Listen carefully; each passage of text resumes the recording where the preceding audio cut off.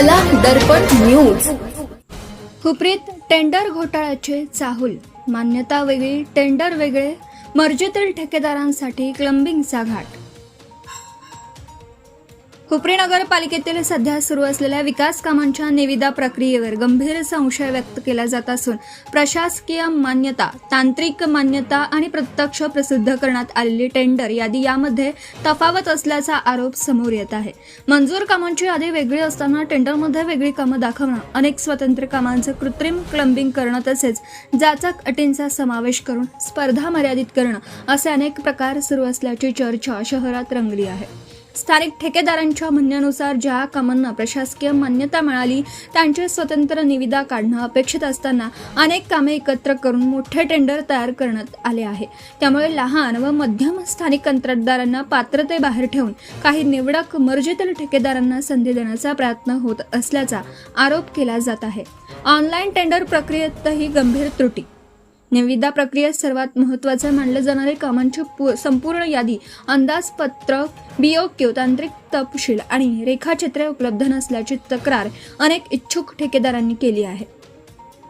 Online tender प्रक्रियेत जर संपूर्ण कागदपत्रे अपलोड केली नसतील तर ती पारदर्शकतेच्या मूलभूत तत्वांच्या विरोधात असल्याचं कायदा तज्ज्ञांचं मत आहे। जाचक अटींचा समावेश, निविदेमध्ये विशिष्ट अनुभव, विशिष्ट यंत्रसामुग्री, पूर्वीची मोठी कामे, आर्थिक उलाढाल, विशिष्ट प्रमाणपत्रे अशा अटी जाणीवपूर्वक घालून फक्त काही मोठ्या ठेकेदारांनाच पात्र करण्याचा प्रयत्न झाला का असा सवाल उपस्थित होत आहे।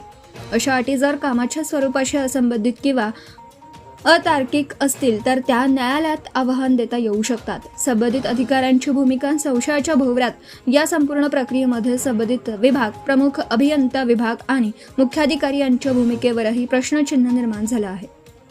मंजुरी, निविदा, दस्तऐवज तयार करणं, अटी निश्चित करणं आणि अंतिम प्रसिद्धी देणं हा या सर्व प्रक्रियेत प्रशासनाचा थेट सहभाग असतो। त्यामुळे हे सर्व कोणाच्या सूचनेवर आणि कोणाच्या फायद्यासाठी असा प्रश्न नागरिक विचारत आहेत।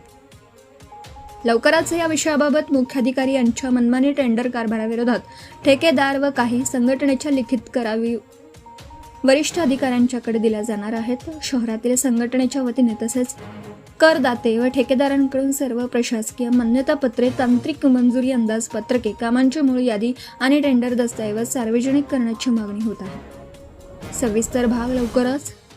या प्रकरणातील मंजूर कामांची मूळ यादी, टेंडरमधील बदल, जाचक अटींचा तपशील, लाभार्थी कोण आणि संबंधित अधिकाऱ्यांची भूमिका यावर आधारित सविस्तर भाग लवकरच प्रसिद्ध करण्यात येणार असल्याची माहिती समोर येत आहे। सध्या शहरात एकच चर्चा, ही विकास कामांची निविदा की मर्जीतील ठेकेदारांसाठी आखलेला आर्थिक डाव। Subscribe now and press the bell icon.